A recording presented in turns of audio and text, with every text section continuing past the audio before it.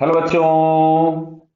यहां लिखा गया है cord is wrapped on a pulley disc के फॉर्म में mass and radius are as shown in the figure to one end of the cord the block of mass capital M is connected. मतलब दोनों के masses same दिए हैं disc का और block का as shown on the other side in diagram A force of 2 mg and in diagram B block of mass 2m।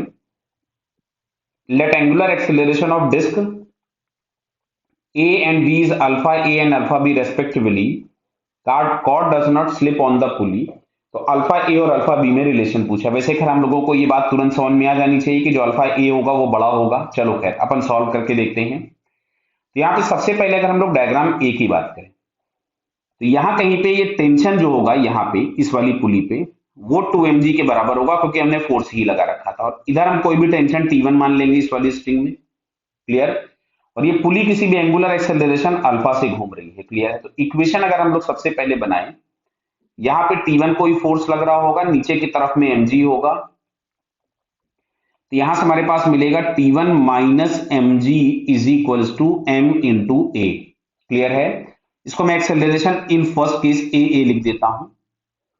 अच्छा, अगर हम इस पुली का फ्री बॉडी डायग्राम बनाएंगे तो समझ में आ रहा है इस तरफ में T होगा और यहाँ कहीं पे T1 होगा और रोटेशन T की तरफ में हो रहा है तो बड़ा टॉर्क T का होगा। तो T into R minus T1 into R बराबर I इंटू अल्फा। आई की जगह मैं mr स्क्वायर बाई 2 लिख देता हूं और अल्फा अल्फा की जगह आ जाएगा a बाई आर। क्लियर। तो ये सारे के सारे r कैंसिल हो गए तो यहां से हमको मिल रहा है T minus T1 is equals to M A by 2। Clear है। और ये भी एक्सेलरेशन a वाले का ही है। दोनों इक्वेशंस को अगर हम ऐड कर दें तो दिख रहा है T गायब हो गया। इक्वेशन नंबर 2 है, दोनों को ऐड कर दिया तो T गायब हो जाएगा तो तुम्हारे पास यहां से आएगा T1 गायब हो गया।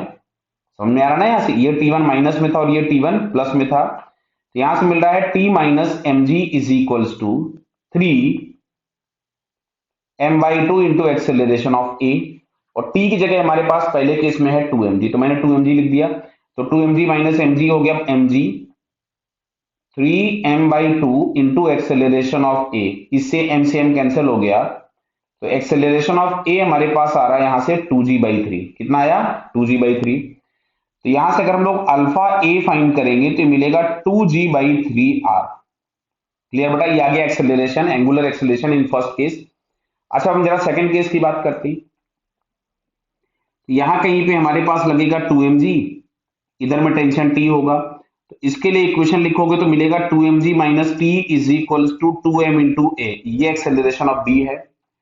इधर टेंशन कोई T1 होगा तो मैंने यहां से लिखा तो T1 माइनस mg क्योंकि ये नीचे जाएगा ये वाला ऊपर जाएगा तो इसमें T1 बड़ा होगा तो T1 minus mg is equal to M A और यहाँ पे a जो है वो एक्सेलरेशन ऑफ B वाला केस है। अब इस पुली पे आ जाते हैं तो पुली पे एक T इधर लग रहा होगा और एक T1 इधर लग रहा होगा और पुली घूम इधर रही होगी तो टॉर्क बड़ा हो गया T का। ये हमारे पास इक्वेशन नंबर 1 था।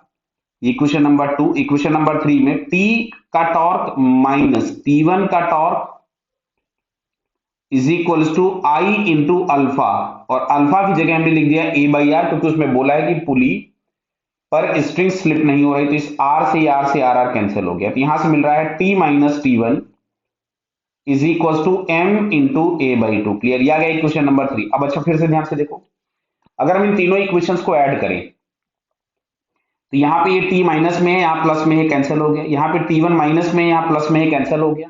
क्या क्लियर हो रहा बेटा। तो अब देखो तुम्हारे पास क्या बच रहा है यहाँ पे, ये बचेगा 2mg माइनस mg तो कितना आया mg। लेफ्ट हैंड साइड में mg आ गया। राइट हैंड साइड में हमारे पास मिल रहा है 2ma प्लस 1 3ma और 3 प्लस हाफ बराबर है। तो यहाँ पे हम लोगों के पास आ गया 7/2 m into acceleration of b। तो यहां से बेटा हम लोगों को मिला acceleration of b is equal to 2g/7। तो जो अल्फा b हम लोगों के पास मिलेगा वो मिलेगा 2g/7r। तो देखो दिख रहा है अल्फा a बड़ा है और अल्फा b की वैल्यू क्या है छोटी, मतलब यहां से हम लोग लिख सकते थे alpha a should be greater than alpha b, जो कि यहां पे हम लोगों को सेकंड वाले ऑप्शन में दिया है। So it second answer is correct. Clear बेटा। Okay, all the best.